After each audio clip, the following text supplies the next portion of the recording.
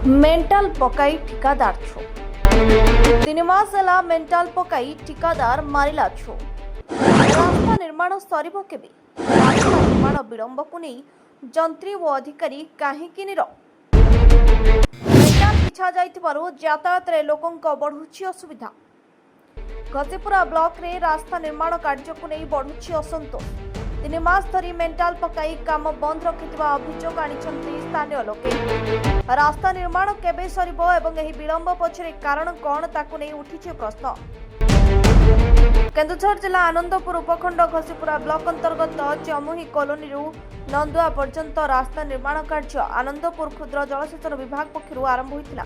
हेले काम आरंभ हेबा परे दीर्घ 3 मास धरी मेंटल पकाई कार्य बंद होइतबा अभियोग होइछि। सबुठ बड़ कथा है प्रकल्प संपर्कित कौन सूचना फलक स्थापन कर कामर अवधि व्यय अटकल किंबा ठिकादार संपर्क में लोके कौन स्पष्ट सूचना पाई पारु नाहंती। स्थानीय लोकों कहवा अनुजाई 3 मास धरी मेंटल बिछा जाइतबा जोगु यातायात रे बहु असुविधा सृष्टि होउछि।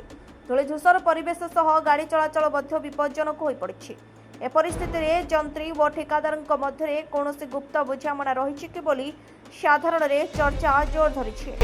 दीर्घ दिन धरी काम बंद थिबा सत्वे विभिन्न विभाग पक्षरु कौनसी तदंत किंबा पदक्षेप निया जाउछि कि नाही ताहा मध्य स्पष्ट होई नाही।